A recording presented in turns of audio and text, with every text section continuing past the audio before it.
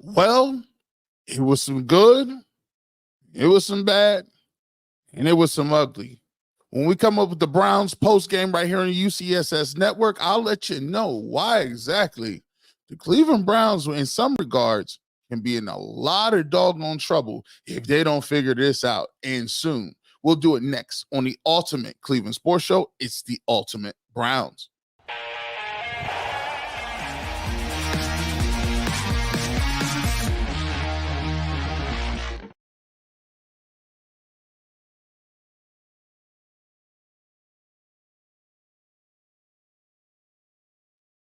Welcome on in. Welcome on in. Well, we have a final score. The Cleveland Browns lose to the Minnesota Vikings 27-12. And this is the postgame show. It's your boy G. Bush right here with the Ultimate Cleveland Sports Show, Ultimate Browns. As always, make sure when you guys come in, hit that like button, hit that subscribe button. We got some stuff to talk about with the Cleveland Browns. And I want to preface this right now. Let's preface this. I ain't too salty. We ain't salty. But we do got to get into a few things here. 53 people in the lobby. Hit that like button when you come on in. As a matter of fact, I might have a special guest. We got to see real quick. Let me make sure hold on. Let me make sure. Let me get my stuff together. We might have a very special guest coming in here. He's working his way in. But Cleveland Browns, they took a little L today. And I'll tell you about, when you look at it, I'm a little concerned in a couple of areas. And we're going to go through this. And we did have some guys who did have a nice little there's a couple guys that played pretty well. I thought Jamari Thrash was another guy who played pretty well today. I'll give you my thoughts on what exactly and how well he actually played, because I think the Browns will carry 6 receivers. We will get to that, and we'll talk about that a little further. Let's see. Let's make sure we can get. We got a special guest backstage. We're gonna see if we can get him up in here. Hold tight with me right quick. We will see. We'll make sure we get up and running. Oh, here we go. Let me just get this out of here real quick. I thought Jamari Thrash played pretty well. I thought he did his thing. I thought he showed himself to be a guy that's, he was well acclimated. I thought he caught the football well. I thought Deontay Foreman, just off the top of my head, before we get into what we really want to talk about, I thought Deontay Foreman showed why he's a running back that can really do some solid things. And he was a guy that caught the ball out of the backfield pretty well. I thought that was pretty. I thought he did a pretty good job in what he was doing. We also got a chance to see Mike Hall. I thought Mike Hall pressed the pocket a little bit. I thought Isaiah Thomas played pretty well. I thought in general there was a lot of guys that was with that first unit that played solid. There wasn't anybody, like we talked about in my pregame comments, that I wanted to just jump up and take that position. There was nobody who really came in and really did that to a certain extent that it's just leaped off the page. I thought guys were solid. I thought there was a few times where they did get pressure. I think the Browns had 5 sacks in this game, which turned out to be something that was a positive. They got way more pressure than they had before, and I think that's something we could talk about and get to. But first, let me get to this. Let me bring in somebody. Let me make sure I got myself together. Here we go. My brother Earl the Pearl. What's up, my man? What up, bro? How you feeling, man? Hey, we good, man. I was just, I was trying to stall for time a little bit. We had to get the second joint up. So we had to get the 2-man up. Real quickly, I told him how I felt about some guys. What are your thoughts really quickly about what the Cleveland Browns did? I thought DTR played pretty good 90% of the time that he was out there. You can't, he had that costly interception while we was driving. Same thing for Tyler Huntley. I thought he played pretty decent, but again, the turnovers. And whenever you're a backup quarterback that's trying to make a roster, especially a third string type situation, you can't have those turnovers in your back pocket, especially when they come in the red zone. I didn't think the Cleveland Browns really did much at the line of scrimmage. I don't think at any point during the game we really controlled the line of scrimmage. On a positive, though, I thought my man Jamari Thrash went out there and had another solid game. I like what I seen from Deontay Foreman for the most part. What's his name? Isaiah Thomas, man, second straight year in the preseason where he gets out there and he's making some noise. So there was some positives to take away. You know, the Browns offense is not showing us nothing. And, you know, until you get to that Dallas week, you won't see anything. I'm not sure how I feel about that. I get it. That's typically how things go. But to me, if you're not really installing anything that's going to be a real staple before you get to week 1, I just think it puts you in a situation to where you can be kind of slow, you know, when you get to that Dallas week. That's all. Man, look, I'm with you on that, Earl. I didn't get to the negatives in which I was, you know, we kind of was starting with some of the positives. The thing that for me that I think is a little bit alarming is up front. They're gonna have to do something with this offensive line. We talked about it this morning. Yeah, we did. There wasn't much of a push, and I get it. These are second and third stringers, but it doesn't seem as if it's the same scheme. It's not the same downhill type running game. Like it seems like guys are catching up front, and I know this is a second, third string guys. But some of these guys going to end up having to play for you. At this moment, James Hudson is your starting left tackle, right? And even he went down. They lost 3 tackles in this game.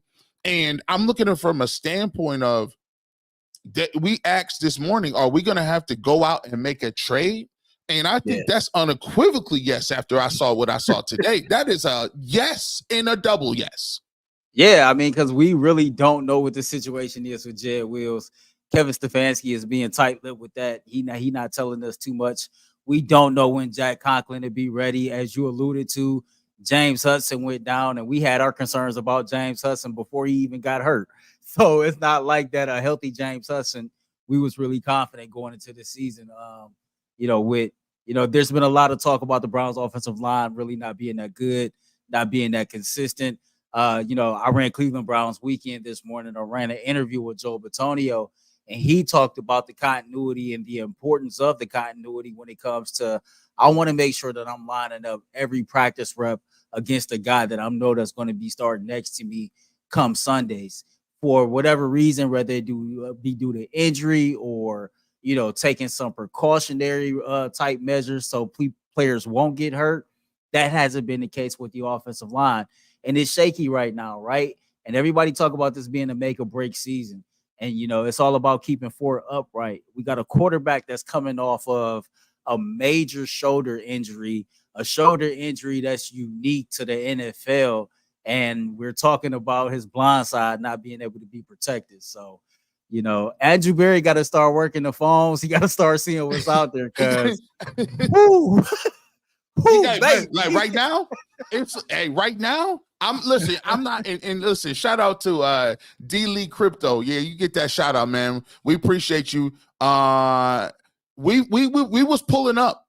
There wasn't no, we were showing back up because I felt like, yes, and here's the thing, Earl, and I don't know how you feel about this, because sometimes I get this. Sometimes they feel like when we say, or we criticizing them, or we saying that, hey, we concerned about this, they get it twisted as if we think that the Browns don't have a good team. We're not saying that. We just saying this. We understand, and we learned from last year. We learned that these type guys in here, they matter, bro, because these are the guys that's stepping up for you. These are the guys that's coming in when people get injured. And right now, there's no push up front. The run game don't look the same. There's no push. Nick Harris came in. I saw him in the backfield. He was getting pushed around. I didn't like it. And overall, you said the biggest key here if these ones don't come out here and look like they supposed to in Seattle, it's going to be a whole lot of people being like, I don't know about this offense because it's looking very pedestrian, very stagnant. I didn't think it was a bunch of stuff off time, guys scrambling around. And you expect to get that done on the fly against the Cowboys? I'm not expecting that, man. I'm not. No, I'm not expecting that at all, and we talked about this morning on our other platform, to where I think if you have this expectation or this thought process that come week 1 versus Dallas, the Cleveland Browns offense is going to hit the ground running, it's going to be smooth with no hiccups, then I think you setting yourself up for failure. You setting yourself up to be pissed off and disappointed at this football team. The fact of the matter is, man, you got a lot of new coaches on the offensive side of the ball, a lot of new voices, right? A lot of these guys are not the guys that was here before. They got their own way that they go about business. And we talked about that was one of the reasons why we felt it was important that Kevin Stefanski held on to the play calling. So with all this changeover on the offensive side of the ball and the way that the, training camp and preseason is being constructed to, err on the side of caution when it comes to injury, you're limited. You're limited in how many impactful reps you can get with the people that are going to be starters on this football team before you get to that Dallas week. And, I'm not trying to poke holes. I'm not trying to overreact because it is the preseason, but I do worry about the repetition part of it, right? We talked earlier about Lil Wayne, how he used to make these documentaries that would go with these albums. And he talked about repetition is the father of learning. And if you got a new offense, if you got a new offensive coordinator, a new offensive line coach, a new running backs coach, right? A quarterback that didn't play for the better part of the season, just all these different moving parts. You want to get as many impactful reps that you can as a collective unit. And the Cleveland Browns have not been able to do that for a multitude of reasons, right? But, you looked out there and you seen Pat Mahomes playing again in the preseason. I think this is the second preseason game that he didn't play in. Correct me if I'm wrong. Mm-hmm. But it's just, if he's out there taking a series or two and getting those reps in and getting himself ready to go, every coach got a different philosophy and a different approach to these things. But it's just something I'm paying attention to. I'm watching it. Hey, man, who knows? Hey, Deshaun Watson, I saw him, shout out to Aditi. I thought Deshaun Watson looked comfortable on the sidelines. I thought his press. I was gonna tweet that, but I ain't want to come off like I was right. You didn't come on. and I was gonna text Aditi too. Like, shout out to you, man. It's something about her approach and how she do her job to where she makes players comfortable. Like, she makes dudes want to talk and want to give out information. Like, he looked like he was comfortable and having fun doing that interview. Yeah, it was like the first time, it was not contentious. The conversation was just, flow. You could tell he was, and I think a lot of that too, man, is, not to get on the Deshaun Watson, tirade or anything, but to a certain extent, he just wants somebody to like him. You know what I'm saying? I remember hearing LeBron say how much it wore on him when people didn't like him in Miami them years. And he said, I tried to play the villain. I tried to be the dude that didn't care. But you know what I'm saying? I do care. That's not me. That ain't how he built. That's not how he built, man. So for me, I thought he was comfortable in the sideline. But back to the football part, even if, say for instance, Earl, and K Dude puts this out there, even if Jed Wills is ready week 1, he still needs reps to get in game shape, right? You remember, we talked about that. I said, even if, and we asked Mary Kay today on the radio, and we said, Mary Kay, who's close to being ready? Who's close out here? And she says, we don't know. We don't get to see Jack Conklin. We don't get to see Jed Wills. They work inside, then they come out and do some light conditioning. But I said, as a former lineman, for me, it takes time to be in pads. It takes time to be breathing and running reps. He's not ready to take 60 or 70 reps at left tackle against a seasoned, warmed up, lathered up Micah Parsons. That's just not it. No, and what's crazy is they got rushers all over the line. Like they front four in Dallas is crazy. across the board. So even if you don't draw Parsons, it's not like the matchup of Lawrence is any easier. To be totally honest with you, right? Right. So I mean, I agree with you. I think this is something that's it's alarming. It's something that we should be concerned about, something that we are paying attention to as a collective fan base, right? We got issues with the offensive line. We worried about the left tackle position, right? And if we can't protect the quarterback, then this new scheme and all these all this other stuff that we talking about, it won't matter if the quarterback don't have the time to deliver the football. Yeah, to me, it's one of those things. And Don Badger says, there's nothing to be alarmed about. His preseason game backup players on offense and defense are not the starters during the regular season. It's fool's gold. Here's the problem. I would agree with that in a vacuum, but William comes back and retorts in real time and says, they keep trying to run the ball with a bad offensive line. That's hurt. If they get Deshaun Watson, it's over. It'll be another sucky season. The defense will look great, but won't score. And then this is the rebuttal. He says, if our second team players are going to be like this during the season, our Browns are in big trouble. They played like they didn't give a damn. And this is a point. Yes, this is not the ones. But here's the thing. Those guys are going to play for you. Your twos will play at some point. It's not if, it's when. It's when, yeah. It's when. Me and you talked about that this morning. You wanted 2 snaps away from the NFL from seeing your second stringers or your third stringers. Like, all you got to do is just go back to last season. We was down to our third string tackles, our third, fourth string quarterback off the street. Like, we even got down to third and fourth wide receivers that was playing at certain points. So it's not outside of the box or outside of the realm to think that second teamers or third teamers won't see the football field come this season. This is the NFL. People get hurt. Star players will get hurt. And you are going to have to rely on the players that's on your roster. We joke a lot about making trades in Madden. If I can finesse a left tackle for the Browns right now, I would. But this ain't Madden. This is real life. And Andrew Berry might not be able to go out there and just make a trade for a player if a significant piece go down. You're going to have to roll with what you got. And again, the evidence is there based off last season.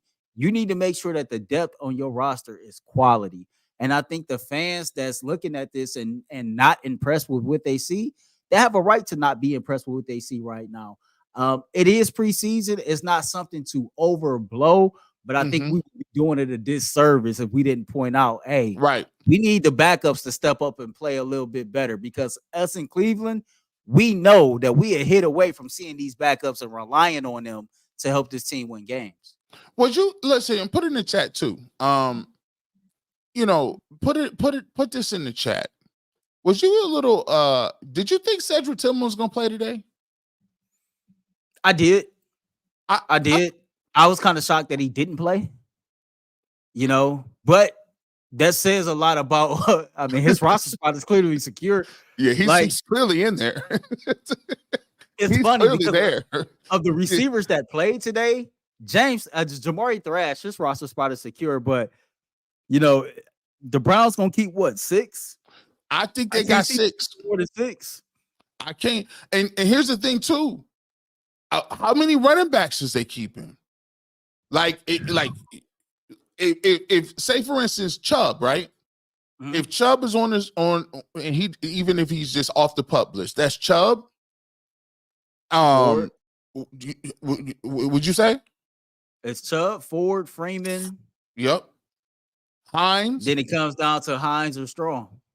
Hines, they brought him here to return kicks, so I think he has a position. But Pierre Strong plays all the special teams. So then it comes down to how many people are you keeping for special teams purposes, right? Like does Hines or Strong get one of those special team spots as being a quote unquote specialist? Because you also got to think, you talking about the cornerback position, and you got Justin Hardy here, who is a Pro Bowler and former captain on the special teams unit. So how many specialists, quote unquote, are you going to keep for that particular unit? I think that'll determine how many running backs the Cleveland Browns keep. Because Foreman, it's Chubb, You know Jerome Ford. You got Deontay Foreman. Those three is locked. Foreman is the third down back. Then you say, okay, well, Hines is returning kicks. That's four right there. You looking around, it's now between a guy like Precise, DeAnthony Bell, which we haven't seen, and Pierre Strong. You know what I'm saying? I will say I like Halasi. I liked him. I thought he made some plays too. Early in the game, he had a nice little breakup. He did his thing. I'm gonna ask you guys too. And this is something that I talked about, and we've been talking about when we do the barbershop. I'm a little alarmed at the big plays. And it seems not to be just a thing with the twos, or it seems to be something to it. Like they ran the same slot fade on third down early in the game. You're talking about the defense giving up these big plays every week. These big plays, bro. These boys. It just seems like, is it just me? Put a one in the chat if you think G. Bush is just overanalyzing, or do you think like these big plays is a symptom, or what is it with the defense with big plays? Maybe I'm tripping.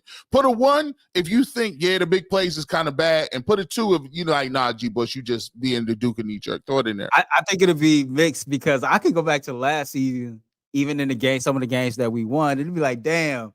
Yeah, the defense played good, but it was that one 82-yard play that came out of nowhere. Or like, damn. Yeah, man, we had like 6 sacks, man. They hit that 72-yard bomb on our safety out of nowhere, though. Like, man, they threw a screen pass for 100 yards, dog. You like, it is crazy because, like, I finally got the all 22. So as I'm trying to like hone in on my craft and study that more, I went back and looked at that, and it was like a man-to-man with a single safety high.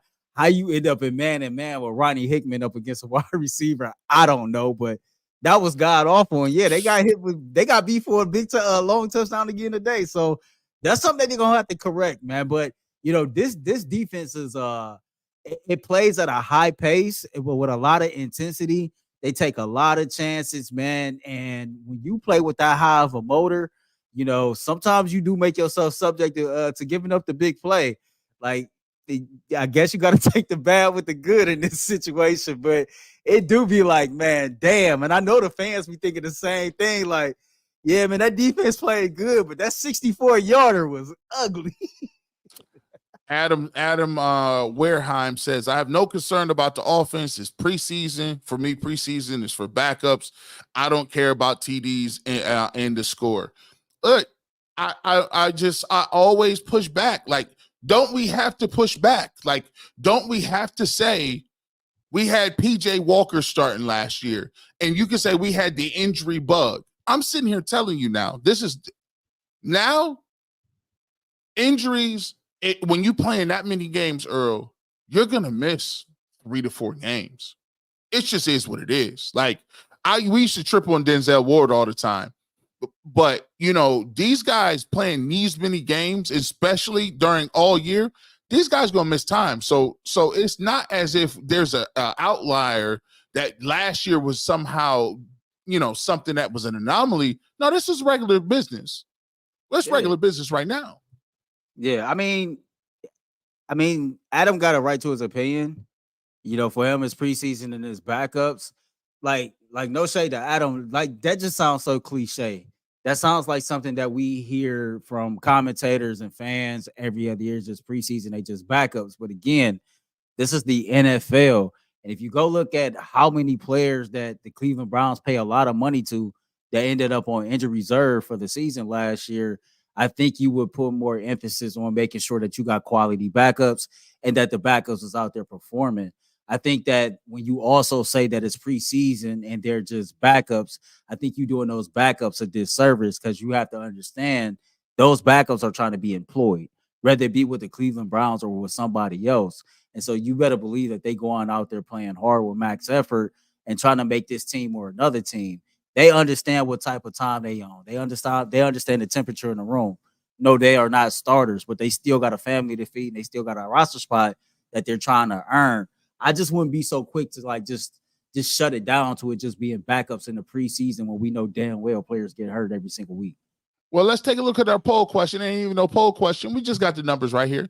Shout out to 430 people being in here right now to be truthful, bro. That's a dope for a preseason game. And so we salute y'all for jumping in here. I asked you guys to put one in the chat if you thought it's a lot of big plays, man. A lot of big plays too, if it's just a preseason and G Bush is tripping. So let's take a look at these ones. All right, we got a couple ones. Let's see what we're doing. The ones is cooking.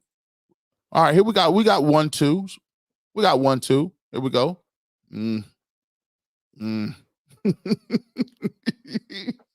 These ones. These ones be cooking.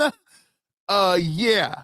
The ones is cooking. I think now listen, that is a small sample size, but I will say this. Hey man, you know me. I'm the type of person. I get a Browns fans a lot of credit. Like we got some smart fans, right?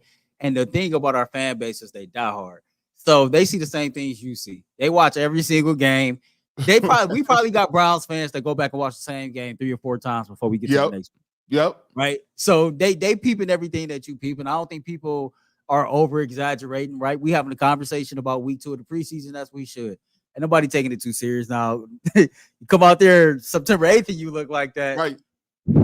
So let's talk about this. We was gonna do this topic on our radio show this morning, but we didn't get to it, Earl. So what I'm gonna do is we're gonna go and you guys can play along with us in the chat. We're gonna do a game called Is They Gonna Be Ready by Week 1 or Nah? This the game we're gonna play. I'm gonna go down the list. Is it week 1 or nah? Like, so here's what we're gonna do. We're gonna go one by one. So when you guys catch up to this, we'll see if we can do it. We're gonna go first and foremost. We're gonna start with Greg Newsome. Week 1, is he gonna be available or nah? What you say, Earl? What are you dealing with? What's his injury? Okay, so let me. Is it a hamstring? Is it a hamstring? He had hamstring surgery. All right, okay, soft tissue injury. The Browns are thinking big picture here. Greg Newsome is a big part of what the Browns are doing. I'm gonna say no. I'm gonna say nah. Listen, I'm right with you on the nah. There's no way he's gonna be ready for that. I'm not hating. I'm just saying. You pull a hamstring and be out 4 weeks. And Cam Mitchell, and so he can hold it down for a couple weeks if he got to. So let me know. Let me see what you. Hey, the Nas have it. Nah. Oh, it's a couple yeses. There's a yes right there. 2 yeses. Nah. It's a no sir for me. No sir. The Nas have it. The Nas have it. No sir. The Nas have it. All right, let's keep it pushing. Let's get to the second one. Ready for week 1 or nah? Jed Wills. Is Jed Wills gonna block week 1 or no? Jed Wills. What is his designation? He had surgery. What is he? Tackle. I'm looking down the list. He had that scope again. Yeah, he had a scope. He had knee surgery last year. Had the scope. I'm gonna go nah. I'm gonna say nah. I'm gonna say nah. Hey, let me see. Let's check on the side. Nope. No. Somebody in the chat like hell no. Hell nah. No. No, maybe, no. Nah. Jacob said nah, bro. Hey, you dirty. It's Nate, dog. You would say hope not. Shut up. You dirty, bro. Jed, who? We ain't seen him. See, that's why we can't play. We can't have nothing nice. Hey, that's why I said, man, Browns fans, it's hilarious. We all be on the same type of time. Yes, because I hope. All right. Nah. They said he better take his vitamin C. Listen. All right, listen. Let's keep pushing. Let's keep it along. This is crazy. Let's keep it moving. Jack Conklin, his running mate at the other side. Jack Conklin being ready week 1. He ready or nah? I'm gonna say yeah. You got Jack Conklin, yeah? Man, we lost Jack Conklin, play number 2 of game number 1 of 2023. Jack we better be still ready have to go. not seen him. Jack, somebody got to be ready. Look, I'm gonna say listen, they're already coming. They're already coming for you. Nope. They say hell no. Hell no. No. Hell no. Nah, bro. All right, we got 1 year. We got 1 year. What else y'all got? Dog Pound Gang 216 said I forgot he was on the team. He said, nah. Hey. All right, you gonna say yeah, sure, okay. Yeah, I'm gonna say yeah. I'm gonna get Jack. Okay, Jack may be more ready than Jed. Okay, all right, yeah, okay. There's some yeses for Jack. Hey, Devontae Travis comment of the day. He said, "Lord have mercy." You guys are jerks. Why are you jerks? All right, listen, we're gonna keep it pushing. This is why we can't have nothing, man. We can't never have no fun. I'm just trying to give you the scouting report and talk about it coming. All right, here we go. The last we seen of this man, he was getting cooked. His hamstrings gave out on him. They say it's a back. Ronnie Hickman, is he gonna be ready for week 1? Yeah, he gonna be ready. He blew both of his glutes out. Yeah, both of his glutes went out. Like, is he gonna be ready? He gonna be ready. Hopefully, we ain't depending on Ronnie all like that, but he'll be ready. All right, listen. Hey, y'all not gonna comment on that? All right, man. Listen, yeah, he be back. All right, he back. He back. Everybody back. We good. We listen. We back. All right, let's give me another one. Let's get to another one. All right, so we've got through some defense and some offensive cats. Let me check and see. Denzel Ward. This one is a funny one. I'm gonna say Denzel Ward is a yes. He'll be back week 1. Yeah, yes. Denzel will play week 1. Denzel versus CeeDee Lamb. It's gonna be heavy on that. You know, you'll have Martin on Brandon Cooks. Like, you know, you already know Cooks locked down. Cooks don't even show up, bro. You ain't catching nothing. But he'll be back. He'll be ready to go. Now, did you happen to see this and shout out to you guys over there? Did you happen to see this on Twitter where Denzel Ward was making fun of himself? Like, I thought that was dope because he was self-deprecating when he was like, man, y'all funny, man. Yeah, he made fun of the fact that he was in the protocol. So when he did that, I thought he was gonna play. So hey, me and my brother was joking, like, I hit my brother. That's my brother's favorite player. I say, and that boy head hurt again. Yeah, look, he got that boy got a headache again. This don't look good. I don't be wanting to say nothing with him. But if he can laugh and joke, I'm gonna laugh and joke. But in all seriousness, man, I hope that he don't suffer another major concussion at all. Because not just his football career, then you start worried about, you know what I'm saying, afterwards. Just his way of life going forward. All right, so here's what we got. We got 3 more. We're gonna make sure y'all get y'all stuff together. Now we get down to the serious ones, right? Dalvin Tomlinson, is he ready for week 1 or no? I think so. He gotta be. Yeah, I think so. You know, it sounds like I just checking the temperature in the room when they broke for Cap and Kevin was talking about it. It just seemed like something that, you know, as he was going through getting checked in, something they saying felt like it'd be better for him to get cleaned up. I haven't heard anything as far as setbacks or anything like that. I think Dalvin Tomlinson will be all right. Yeah, man. I think we need that. We need that. We need him to be ready to go. Let's get to the next one. Nyheim Hines. Is he available? We talked about the roster spots over with the running back position. Is he ready to return kicks or not? You know what? I'm gonna be honest. I'm not even sure if he's a lock to make the roster. And I know he was like a free agent addition to things like that, but it's not like he won't be the first free agent, you know, to when he on a 1-year deal making not too much money. It wouldn't surprise me if he didn't make the roster. You can't keep everybody on the roster. And if you got people on this team that proves to be more of a specialist than he is, that's actually out there participating in camp, it's hard for him to make a roster if he ain't available. Man, like really? Dang, bro. He said, well, who you got over him? They do got precise. I be calling him like that. Hey, Judah, I really don't like. All right, so Judah, we know Chubb, Ford, Freeman. I think Strong stays over you Hodge. take a strong. I don't see them keeping 5 running backs. I just don't see them keeping 5 running backs. This funny. They said, bro, Naeem, I don't know Naeem Hines' number, by the way. My whole point. Ain't nobody seen his ass the whole training camp. I don't know, bro. It ain't far-fetched that he don't make the team. That's all I'm saying.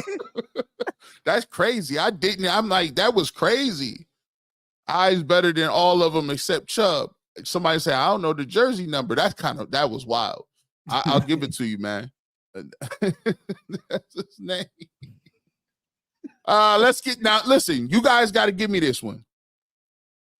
Finally, let's get to the last one. Last one.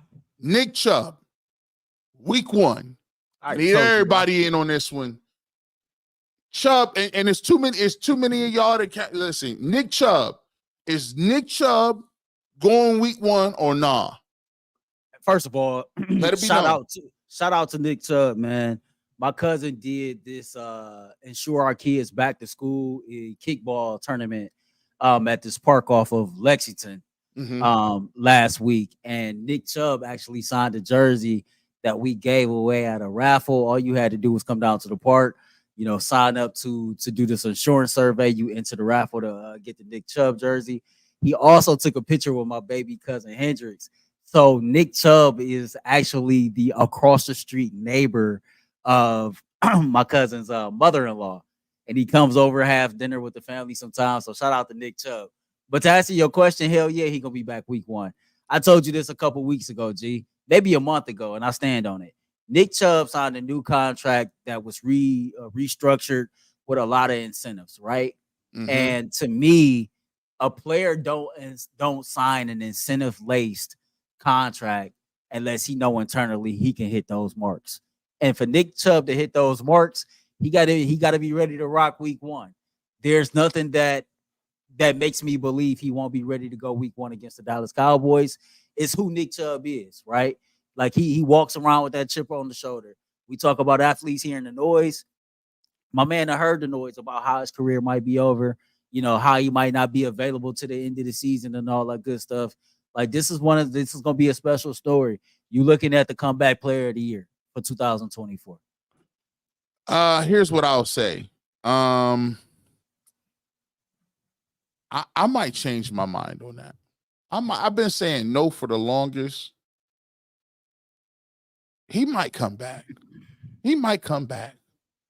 I'm leaning 51-49 that he's going to come back. Nick Chubb smells what I'm smelling. He don't like the way the run game looking. He looked like this offense ain't cooking. And only remember this, Nick Chubb, prior to last year, all the Deshaun Watson talk and all that Amari Cooper stuff, they said it didn't even matter. We still got Nick Chubb. It don't matter. That's our best football player. And right now, I think in his mind, he got to put the Batman cape on. I think in his mind, he feeling like I gotta put the cape on. I gotta be back. And he has to help the offense. And I think that's his mind state. I hope he don't come back too soon. But at the end of the day, I think that they're gonna do a good job. I think Nick might be back sooner rather than later. Hey, Rusty Wagner, how dare you ask questions that make sense? The nerve of you asking questions that make sense, man. You know what? Listen. It's 465 of them right here. Before we get out here, we want to take time to say hit that like button. We want to make sure you all subscribe to it. Make sure you check out the Ultimate 216. Make sure you check out the Ultimate Cleveland Sports Show. Make sure you catching out all our content. We the only ones doing it in the industry. We try to give you some fun content. A lot of people talk about preseason ain't this and preseason ain't that. But when you get fans and homies and family members, it's like a family reunion. We ain't here just talking football, talking about our team having fun on the weekend. So with that being said, Game number 3, I think right now we can all laugh and joke because this game was, backups and different things, and we going to get a chance to see front row and center what we talking about against the Seahawks. What are you looking for, Earl, in that game specifically before we get up out of here? Well, you can expect me and G to be on at about 1 o'clock in the morning bringing y'all the post game. So, like, we're going to bring y'all some fire, man. No. Actually, I won't be here. I'll be on vacation. I'll be on vacation. Well, Earl will be on. I'll be here. I will be here to bring y'all some fire-ass content after we play the Seattle Seahawks. What I'll be looking for, man, first and foremost, I want to see all the starters play together for at least 2 series just to get on the same page, just to hear the cadence, the communication, see how the offense look with Deshaun Watson running it, see what the offensive line look like for the most part, and then just to get out of there healthy. Those really are the only 2 things that I'm looking forward to about 2 series with all the starters to see what that offensive line group could look like against the Dallas Cowboys. And then to get out of there healthy, rest up, and get ready for week 1 of this real season.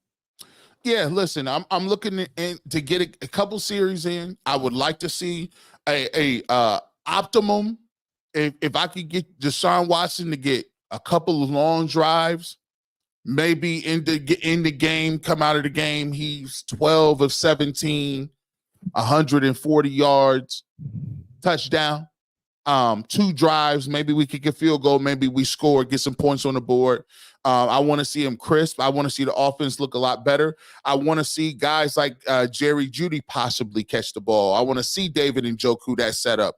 I want to see what the vertical game looks like to a small extent. And then I want to see that defense look a lot better. I want to see the defense that I paid for and that we used to see. And I want to see us put all that stuff to bed. Come out there, play fast like the defense play, no penalties, guys get out of there healthy, and just give the fans something to seek, because if you Deshaun Watson, there's no better way you can do it than to come out there and be on point, precision, hit a couple of throws that make you say, wow, maybe escape the pocket a few times, and just not get hurt, not get injured, and go sip that Kool-Aid. And then go talk to Aditi and be like, I told you, this is how I be. I'm been back. That's what we want to see. So it'll be a fun week. The anticipation to be how we finally get to see our starting quarterback under center for the first time in a game this season, man. So, looking forward to it. 1 more to go, and then it's for real. So. With that being said, man, we always bring the Clippers. When you want that fresh take on sports, we always bring the Clippers with us, man. Get that fresh lineup. And so we want to let you know, make sure you hit that subscribe button. We bring you the best content. And guess what? We're going to continue to do that in the 2024 season. With that being said, you never know where G Bush going to be. You can be on radio, television, internet, and anywhere. But you know how you know where y'all be at. You always got to listen for the Clippers. Have a great weekend, and go Browns. Go Browns.